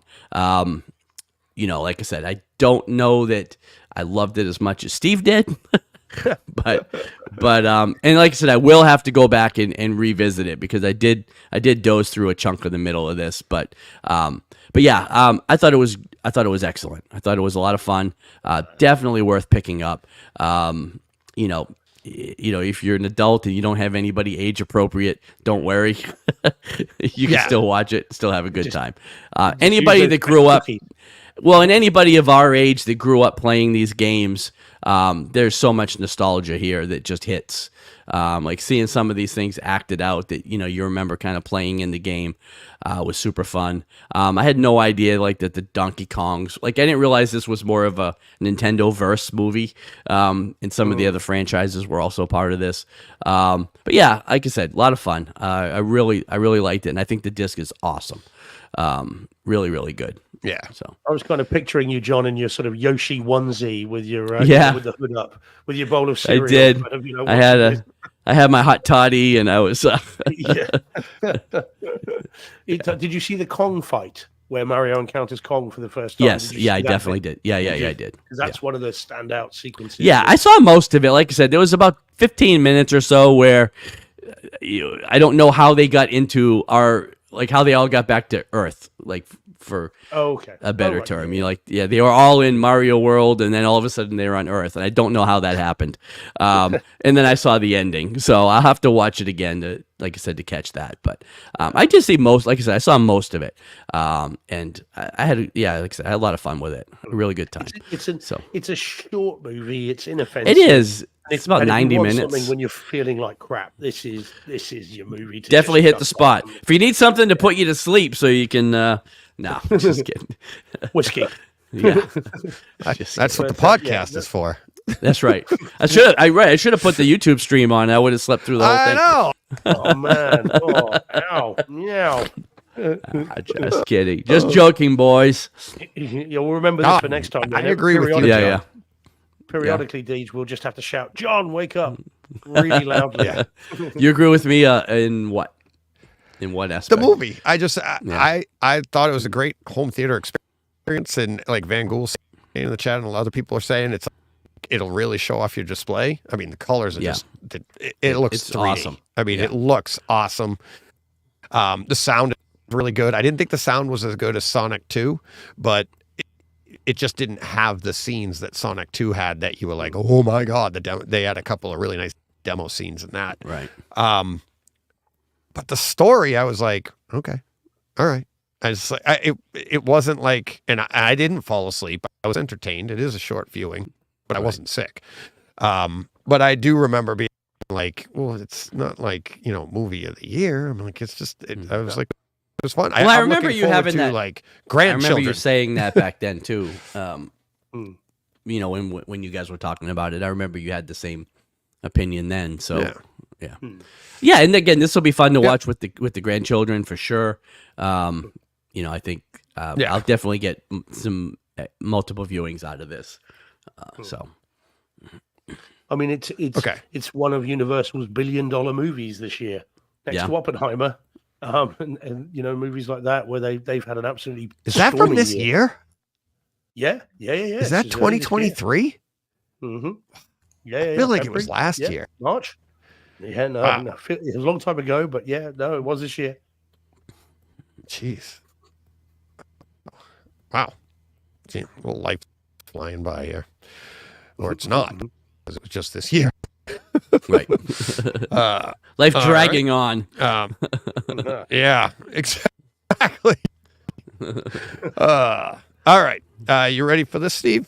You can see, right? Yeah. Oh, yeah. Yeah, here we go. Oh, another holiday classic. Yep. So for this week's holiday movie, I went for, and obviously because it was Thanksgiving, at least for you guys over the pond, the absolute, it's becoming an overused phrase, 24 karat solid gold classic. That is Planes, Trains, and Automobiles on 4K Blu-ray, although not really sure it needed to be, and DTS HD 5.1. Guys, there's no argument that this is a classic, is there? It's not 5 stars, it's 6 stars, isn't it? This is a perfect. I talked about that in today's show, but yeah, okay. Yeah. Yeah. Oh, absolutely. I haven't seen it in years, but it's infinitely quotable. I hadn't seen it in quite a long time pillows either. Everybody knows, it's I use heartfelt. It's one of John Hughes's best, I would say. Ferris Bueller's Day Off. This, I think it's absolutely incredible. And yes, it's a bit of a wider George family movie, including even my parents, who absolutely adored this film. Even that scene, which was a little bit uncomfortable watching in 1987 when I was 14. When that scene happens and they didn't like swearing in the house, that raised some eyebrows, but it didn't put them off, and it was it's absolutely incredible. So a perfect film that I've seen many times. And I hadn't, and I bought the 4K Blu-ray last year. I think it was last year, and I hadn't seen it. I meant to, and then I didn't get around to watching it. So it's a great film, and it still holds up. Interestingly, this version has the deleted scenes. There are loads of deleted scenes. Now, I did not have chance to watch them, which is a shame because I hear there are subplots. There are extra bits. There's quite a bit. I watched them actually. Oh, one of the one of the very few times I ever watch special features. There's whole subtexts that are cut out of this movie that when you see those deleted scenes, because there's, and now that I say that, I'm struggling to remember exactly which ones, but I watched them right after we watched the film, and I'm like, oh man, that scene makes a lot more sense now. Like, for instance, when he's in the shower, right? He goes in the shower, and then he looks out, and the bathroom is wrecked, right? Well, you're under the impression, didn't you see that when you walked in? Like, where was all that mess when you walked into the shower? There's a whole scene that happens that explains why that bathroom looks the way it does. Yeah, there's lots of things that were shaved for time or cut out that actually make it a better film because it explains some things that, you don't even realize that they were incomplete until you see the deleted scenes. But yeah, there's a lot there that is well worth it. There's a little over an hour's worth of deleted scenes, and some of them are just gags that run a little too long, and they're not all great. But a couple of them really do add some. Again, the whole thing with the pizza guy and them getting robbed and like why that all came about. It all makes a lot more sense when you see those. So definitely go back and watch them. Yeah, I've got to, because again, this is awesome. So I watched it again, and I love every frame of this film, and it flies by. It's absolutely incredible. So now, lots and lots of people in the chat, lots and lots of people online are saying how bad the 4K disc looks, mainly because of how soft it is, and it is soft. I would say for most of this, when you're watching it, you could be watching the Blu-ray and you wouldn't really miss much to it. Yeah. I mean, I don't care because it's planes, trains, and automobiles. I mean, as long as it's running black and white, I'm happy with it. And it looked amazing on the big screen, and I thoroughly enjoyed it. And it still sounds great. The audio's not bad because, of course, it's upmixed, so there is some extra width across the front of the stage. The music's wider. Everything does have more envelopment to it. But you're not watching this really for the audio, really. And so I really enjoyed it. I had a great time seeing it again. It is an absolute bona fide classic. And as I said, I quote this all the time as well to people that I know well. The number of times, I've said, "Get your lazy ass, get that thing up in the back." I mean, the number of times, and so it's it's great. I absolutely love this film. So yeah, and can I recommend the 4K disc? Yes, for the extras, because of the the deleted scenes. So I don't think they're on the Blu-ray. If they're on the Blu-ray, get the Blu-ray. But if not, they're not. Then this is the version to get. And I'm sure it's very reasonably priced now, because it wasn't expensive when it came out. I got it for like $12 a couple weeks ago. And I don't own the Blu-ray, so I can't speak to the quality of that. But nothing in this film bothered me. Like when I watched it this week, I didn't have any issues with the picture at all. Honestly, it's not soft. It's not Super Mario Brothers or Oppenheimer or anything like that. Right. But nothing bothered me at all. Like I had heard all that stuff too. Actually put me off of buying it for a little while. But then I was like, I just have to own this movie, and for $12, it'll cost me that to buy the Blu-ray anyways. And I did want to see those deleted scenes. So, I mean, I did. But yeah, I still did notice some things I hadn't seen before. And again, bearing in mind how many times I've seen it, things like when they get out of the bed after the two pillows thing, that hell of a game. And when they're doing that, what I didn't realize is that John Candy's got bits of popcorn stuck to his pajama bottoms at the end. Yeah. I saw that too. Which I've never really? Yeah. It was Cracker Jacks, right? Yeah. Cracker Jacks, yeah. And they're stuck to his pajama bottoms, and I never noticed that before. And that's all. There's things like that. So there is extra detail revealed by the bigger screen and the version, but it's such a cool movie. I just it's critic proof, I think, in terms of audio, video, and content, because it's just such a great movie. But yeah, there we go. Yeah, it's a comedy. I think it's the way it was shot is why it stopped there. I don't think that's something that if it's shot that way on purpose, you can't really. I mean, how do you improve that? And then I think it is what it is. Yeah, that would be an outlier then, though, Deej, because Ferris Bueller's Day Off doesn't have that problem. We talked about Trading Places last week, which is an older film, and that's razor sharp from Paramount, same as this one. So I think where people are unhappy is because it looks different to other releases from that era. Right. Now, you could be right. Yeah. That could well be film stock used, but that would be unusual. So, I think, but like I said, I'm not criticizing it. I don't care. I loved it, and I'm glad to see it on that screen. So it's a comedy. It's a comedy with heart that nobody ever popped it in for a demo reel. It's like, I mean, you're going the wrong way. That was pretty demo worthy because people were like, I don't understand what you're talking about. You got to see the scene. Right. So, but yeah, you pick it up for the historical value, not for the home theater experience. Yeah. But yeah, really good. What do we got next, by the way? Oh, another historical Christmas movie. Here we go. I've talked about this many times on the show. We're talking, I don't know why they call it that. It's not that. It's just called First Blood. But everybody calls it Rambo First Blood. Yeah. But it's just First Blood. First Blood from, this came out in 82? 81? 81? Something like that? I forget. 81. Something like that off the top of my head. I know it was early. I don't know if I talked about it last year. I do watch this every year at Christmas time, and I've been doing that since the 90s because I watched it so much growing up. I mean, I'm sure you did too, John. Every chance you got, it was on cable. You watched it as a kid. Even, if you weren't even old enough to watch it and you had cable and you could get, it. But I haven't seen it in years, honestly. It's been a long time. God. And I own the 4K disc. Yeah. I just haven't watched it. It's awesome. It's awesome. I watched it again and I came out and I looked at my son. I go, oh my God, do you think it's the glasses? I go, it looks so much better. And he goes, yeah, Dad, it's the glasses. But it does. It looks, to me, it just looks stunning again. And you're like, but the sound of it, it's not, I mean, it is front heavy. It's from 80, 81, whatever.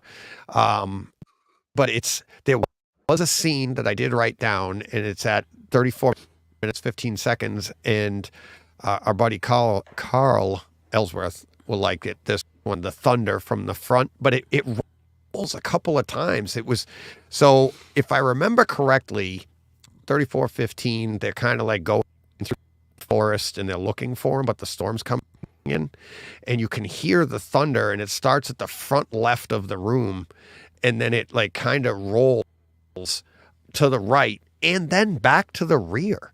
And now I'm up mixing this with DTS, Master Audio, whatever. I'm up Neural X, sorry.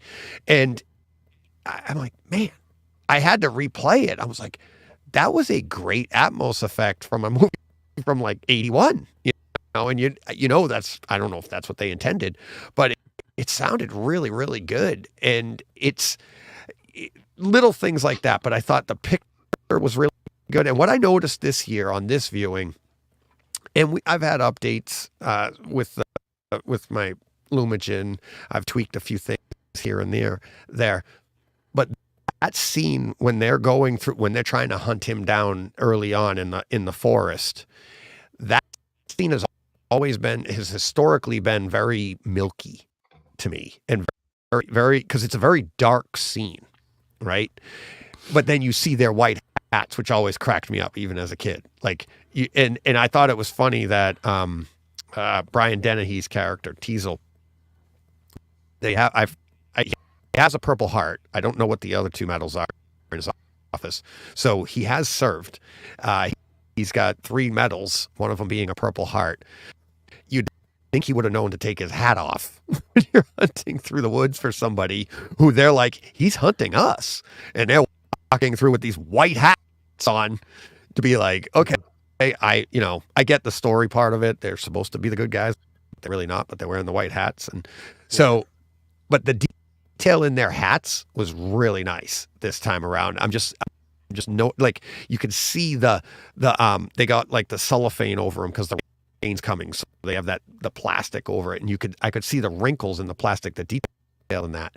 But then the darker scenes when you're looking at different characters in the color in the ferns and the different foliage around them, I felt like the blacks were deeper, looked better. I don't know if it's just the tweaking that I've done this year on the calibration on the system, or I mean, it's the same version I saw the last time and I thought it was a little milkier, but this time it just looks so good.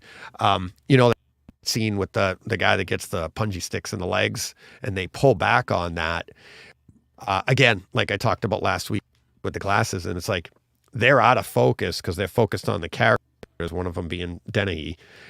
And then just before they break that shot, the focus does go to those bloody points on that stick. And it just comes through as that blood is so vivid. Amazing. It just like the entire thing. And then there's there's a scene at the end. I time-stamped it, but it's 21 minutes, but it's 21 minutes until the end. I grabbed the wrong stamp when I looked at it. So, and it's the scene when they find out that he's still alive, right? And they go into the office. And I'd never heard this before, but next time you watch it, Steve, check this out. You can hear the guy at his desk snoring. So they're running through the office like, he's still alive. And the guy goes running up to the microphone to tell him like, hey, Diesel, he's still alive. And the guy at his desk, he's like this. And listen to it. You can hear it at the front of your room. You'll hear... Nobody wakes him up or anything, but he's like literally a cop on duty sitting at his desk just snoring away. But it's very, very subtle. In like, I almost didn't notice that he was even there because you're watching the other character run through the office, the police station, right? But then you hear it and go, what the hell was that? And there's a guy sitting there. It's so great. No, so great. I love watching it every year. And I mention it probably every time. The opening scene, him going down, and you see for everybody all the crap that Stallone has gotten over the years for his inability to act. You watch that opening scene, and then you see the ending, and you see what he has gone through. But you see the hope, and that irony. The city that he goes into is Hope, right? That's where this all takes place. But the hope that he has, just looking for his friend, and then watching that hope just flush from his face when he finds out, his friend isn't alive anymore. And you're like, oh, and like, come on, people. And this movie came out before the action of the 80s, because this standing up to all the other action movies, this and Die Hard are the two from the 80s that set themselves apart. Because this was a movie that actually had substance, but it had a little, it had a purpose. It had a substance written, off of the book. But then you had Die Hard, which broke the mold that came all after this. Yeah, it's also one of the few films in the 80s, because I don't think of this as an 80s movie. I think of this as a remnant from the 70s, where the heroes were flawed and were vulnerable and could be hurt. Because this is the only movie where where genuinely you're not sure whether he could survive it, and of course in the book he doesn't survive it. It's right. And there is the original ending to the film. He didn't survive it. I mean, we've seen the alternate ending. So in this film, he is vulnerable. He's alone. He can be hurt. He has mental health problems. He's much more of an anti-hero in this than he is in the other movies. There is no ambiguity in the other films. From 2 to 5.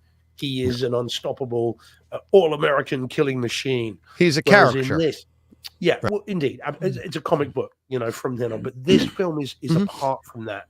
And it isn't until you get to Die Hard, as you rightly say, where suddenly your 80s guys could become vulnerable again. There's a long thing on a book I was just reading about it. But this film is amazing. One of my favorite films of all time. I love this film. And again, you talk about Stallone and his acting. The scene with Stallone and Dennehy in the squad car at the beginning, which is always wrongly paraphrased as "Why you're pushing me," that kind of stuff. Where it became as "Don't push me," that's how he became known, wasn't it? That scene is absolutely incredible, and I just the way that plays out is awesome. So I love this film, and again I'd text you, I'd kicking myself that I didn't have time to rewatch it. I am going to rewatch it for the 4 billionth time, because there's every frame of this movie I love, and it's very, very, very cleverly done. And again, I tell you what, DJ, we're going to do a podcast on Oppenheimer. Let's do a proper podcast on this, because I've got so many questions and so many theories about this. But to answer your Brian Dennehy thing about Will Teasel, he's a Korean vet. He fought in Korea with Galt, and that's so when he says Galt, we came up together. They fought together in Korea. David Morrell talks about it on the commentary, and I've read the book, and it's all in there. So this is a generational thing. Yeah, so Dennehy thinks, Teasel thinks that Rambo is a symbol of a new breed, a new army that is lesser. They're not honourable. They've let the service down, and the generation has let them down. So this is one of the reasons of many why he doesn't like him as soon as he sees him. And so that kind of is what sparks all of the tension before there's even talk about vagrancy in Jerkwater, USA. And all this stuff. So yeah, it's such a good film. I love this movie. There's so much to it. Yeah, like I mean, like we were saying with Oppenheimer, there's so much to it that I can watch it over and over, and I do, and that's why I had to limit myself to the holidays because it does take place at Christmas. There's a lot of Christmas stuff going on. But yeah, I gotta be back. And special mention, which I special mention, which I never mention, is I absolutely love the John Rambo theme as well. When it's playing at the beginning, as the credits roll at the beginning, that theme is absolutely amazing. I love that piece of music. Yeah. I listen to that quite a lot. I think that's beautiful. And again, it's interesting at the end of Rambo 4, not 5, but 4, when he's walking up the path back to the homestead. That music plays again, which I think is a lovely book ending to it. It's just unfortunate we then got Rambo 5, which we really didn't need. But never mind. Exactly. And just to answer Jordan, John, you have anything? I'm sorry? Yeah. Oh, sorry, guys. Sorry. Jordan just quickly says, he said First Blood's one of my favorite Stallone films. Crazy the UK still doesn't have a 4K release of the fourth film. It may not, Jordan, but it's out in the States, mate. You'll get it cheap, get it imported. It's a really good disc because it's such a crazy movie. The home theater experience of that is not to be missed. Yeah, that is a crazy one. No, John, I was just wondering if you had any comments before we move on. Like I said, I haven't seen this movie in a long time. I haven't watched the 4K disc ever. I'll probably try to get it in this week as well. That way, when Steve talks about it next week, I'll see it too.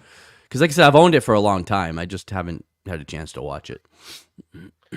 I think it's Rambo season so isn't it, guys? We've done our Ip Man season. We've done. It's time to do our Rambo season. Yeah. Now this is the only one that I own on disc. But did you not buy the box set? The set? No, I got this single disc. Like I said, a long time ago. It was one of the first ones I bought. I just haven't watched it. It would be worth picking up the others. They're all good. Yeah. The last one I wasn't crazy about the movie itself, but I mean it's good.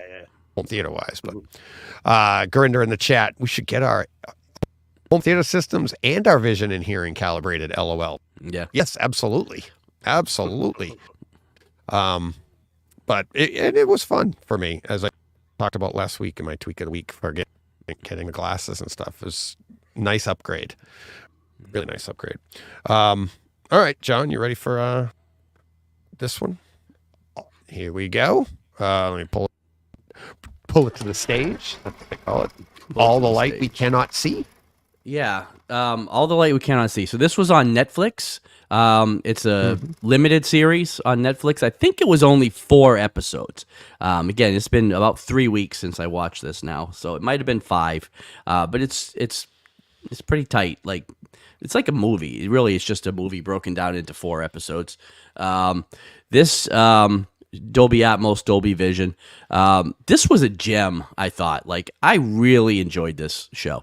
I had no idea what it was going into it, never heard of it. It's a product of the strike, right? Where there's just not a lot of stuff out there to watch, so you're just scrolling through. I'm just scrolling through Netflix to see what's trending this week and see if it's anything that looks like it'd be interesting to me. This has Mark Ruffalo and Hugh Laurie in it, so a couple of really good actors. And it's a World War II piece. It's set in France during World War II, and basically it's a small town in France that's being occupied by German soldiers they're all trapped together because the U.S. forces are on their way, and the German army is kind of stuck there, and it's kind of a story about the resistance, like the French resistance to the occupation of France and their town.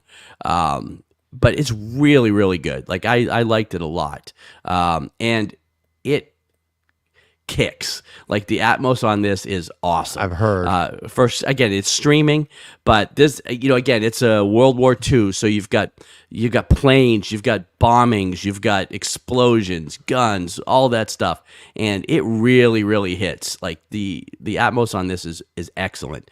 It's the Dolby Vision, the picture. It's dark. A lot of it takes place at night, and it's a grim story, so it's not like super colorful or uplifting, but it's sharp. It looks really good. The night scenes look good. It's not quite as bad as Game of Thrones, on streaming. It's not that dark, but there's some dark scenes here, and I think the HDR or the Dolby Vision and all that stuff do a pretty good job. I don't think we'll ever see this on disc, so this is probably the best we're ever going to get. But it is well worth the 3.5 hours. It's a good story, and like I said, it really hits hard. The audio is excellent, so I really recommend. I've gotten a few comments. Yeah. I've gotten a few comments from listeners telling me like the opening scene, like what the opening 15-20 minutes they said in episode 1, if I remember right. I've had a few people tell me like you got to see this series, and going back a couple weeks. So when I saw you added this from last week, I was like, oh, good. Yeah, it was going to be a last week show that I had seen a week or two before even that. So it's been a little while since I saw it, but yeah, well worth it. Well worth the watch. Yeah. All right. Let's see. We'll pull that down. Gurinder, the body count in each Rambo movie goes up, and watching First Blood, it's like John Wick, only one person dies. It's like I think only one person dies. Yeah, it does. Yeah, and that's it in the entire movie, and it's like they go to very clear lengths to show that Teasel's alive at the end. They make it clear. Well, he stares at him. Yeah. Well, he's on the stretcher. Right, that's what I mean. He looks at him on the stretcher. He kind of like lock eyes, like yeah. The only other one would have been maybe a couple of the cops in the cruiser that rolled over, but they could have survived it too. You don't know, because he does rolls a car. But yeah, so I was going to move this to next week, but I might as well. I can just talk about it quick because I talked about it last year. So that is Hawkeye, another Christmas tradition. This is one of, and that's why I just got to mention it briefly. It's a decent home theater experience. The visuals are really, really well done. But the sound, it's Disney Plus, it's streaming, it's pretty good. There's nothing really demo worthy in here. But I just really like the story. It's festive, it's funny, but it's got a good story. It's got a good wrap up, and it really kind of makes you just like want to see more, Jeremy Renner stuff. Really, I'm hoping they do more with him in the Hawkeye role as this kind of has progressed, and hopefully he's doing much better now. But hopefully they do have plans for that, because I this is my third time. I did it last year, and this year I did it almost in a day. I was just having so much fun with it. So definitely a rewatchable, fun experience to just go back on, as opposed to some of the other ones that we've always talked about this series that maybe a little slog, or if you know that the best part of it is that we didn't know the ending, and then when you find out, you're like, oh, it's not as much fun to watch the whole thing again. This one really is, and had a lot of fun with it. So, and right now, if you watch it now, it kind of pays off, because we got Echo coming out in January, right? Beginning of January, I think Echo drops. So, I think that's going to pay off on that one, but had so much fun with it. Like I said, I pulled a John. I practically binge watched this in a day. Yeah. Nice. So took me 2 more mornings. I did most of it Sunday morning, and then Monday and this morning I finished it up. So it's only 6 episodes too, if I remember right. Yeah, 6 episodes. So all right. Final one. Are we going to be able to contain ourselves here? Yeah, we'll give it a go. Yeah, here we go. The Fugitive 4K. I'm going to let Steve take it from here. He saw it before I did. Fugitive 4K, as everybody has stated all over social media, mastered from the 8K. You know, they pulled an 8K out of the film, so it's an 8K master. What did you think, Steve? Did you see it, John? Sorry. I mean, I have seen it, but no, I don't have the disc. You haven't seen the 4K yet. No, okay. No. Yeah, I've seen the movie multiple times, but yeah. I mean, I've seen it many times. I've owned it on, everything that it's been released on, pretty much, apart from Laserdisc. But hadn't seen it for a long time, and I think I'd forgotten just how good a film this is, or if not actually, the delivery system has improved and made a very good film, an excellent film. Because I had an absolute blast rewatching this, and I know every frame of this movie. I know it to the point where it's almost a parody of itself. But I really enjoyed watching this version of it. So it's still a great movie, still really well done, very cleverly made. Didn't realize it was such a troubled production until recently. They had all kinds of problems with this, but actually it's a really well made movie. Everyone knows the film. In terms of the video and the audio, it is an absolutely fantastic experience. Visually, it has never looked like this.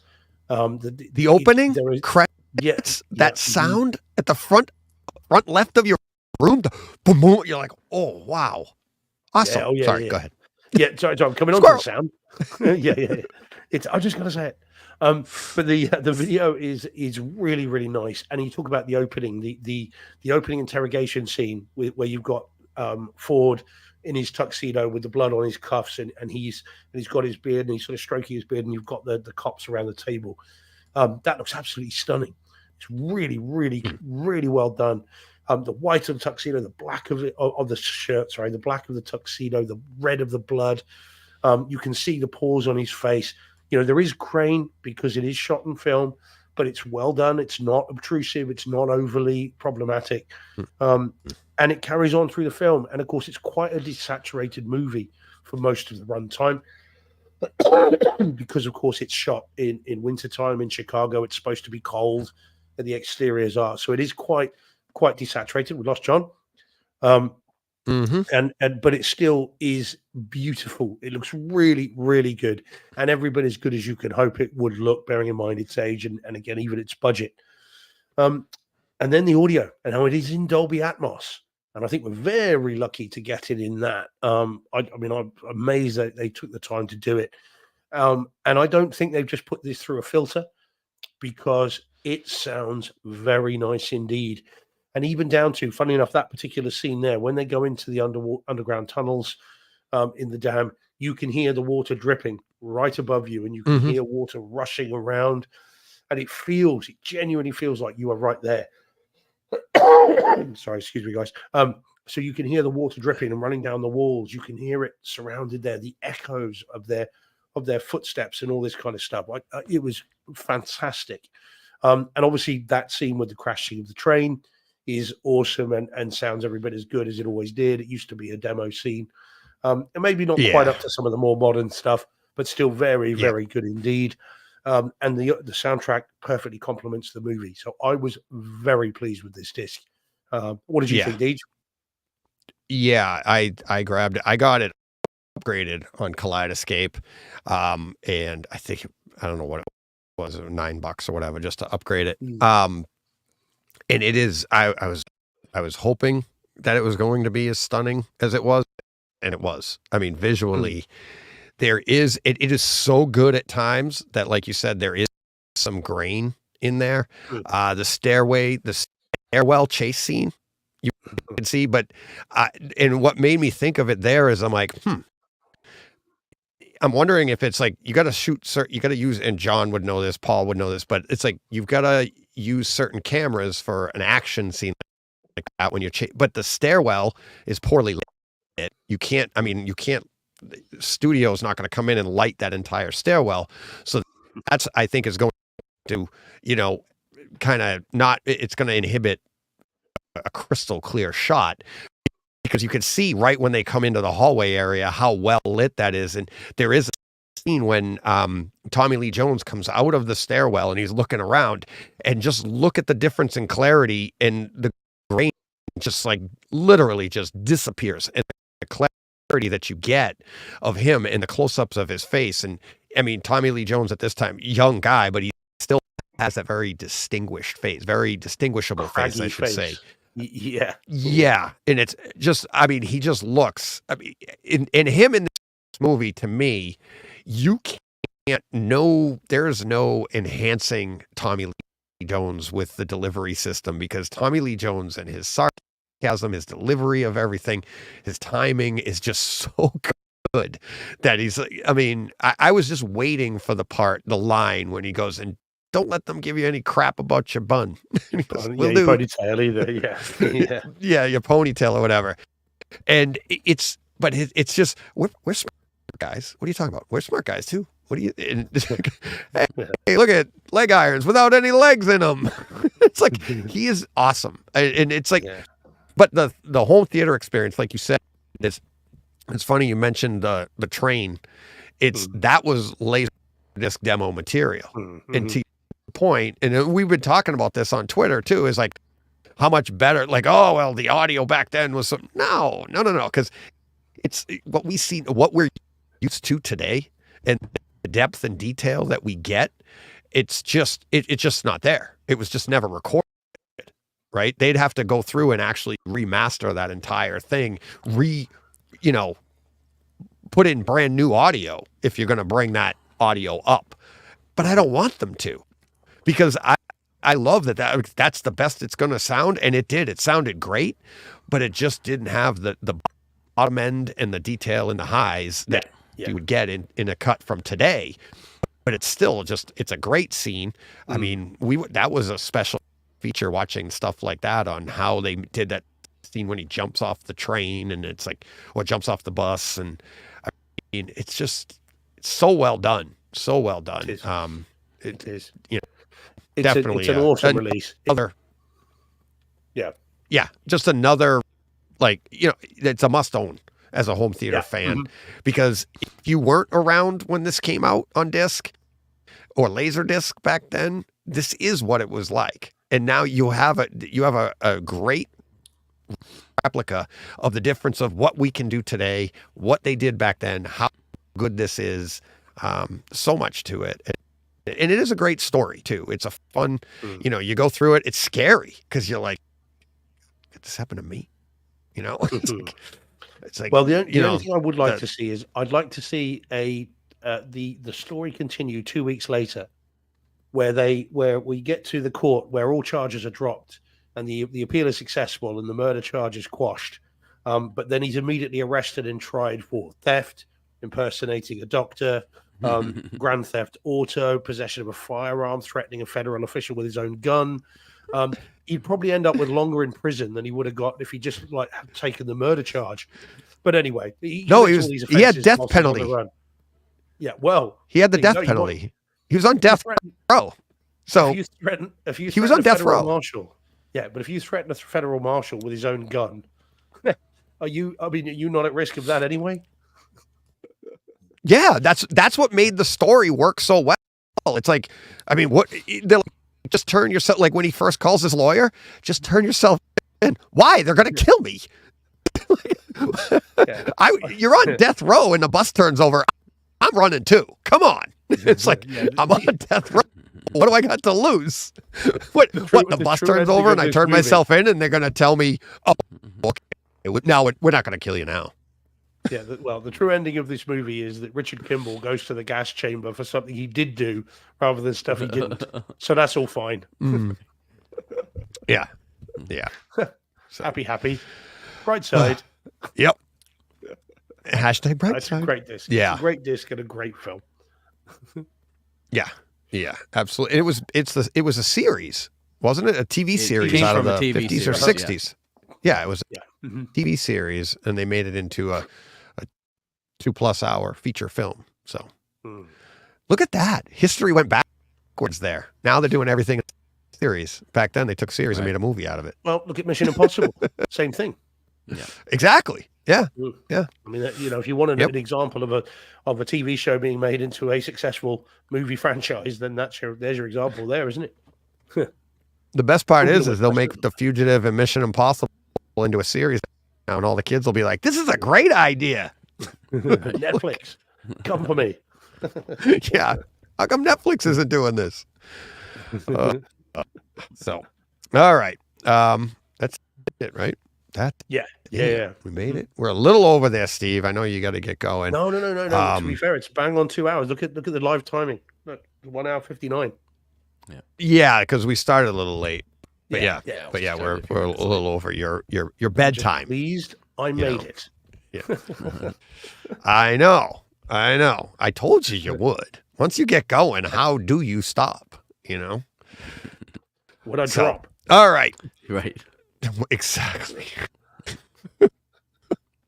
So, all right. Thank you, everybody in the chat. Great chat as always. So much fun watching you guys. I talked about that on Takeover Tuesday today as well.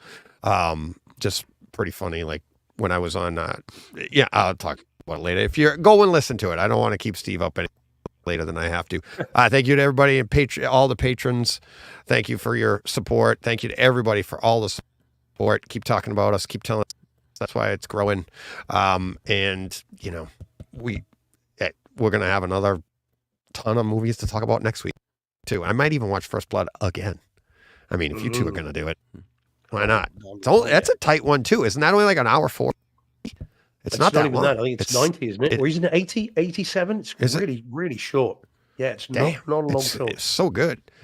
Yeah. Not a slog. Not a slog at all. No. All right. Watchable film. Everybody, I'm trying to do mostly holiday movies. I don't know if you guys have caught in the theme yet with everything I've done here. Yeah, which means Steve's going to come in with like another horror movie because he's like, wrong holiday, Steve. It is after your birthday though. So yeah. All right. Till next week. You know what you gotta do. Go push play. What he said. That's right.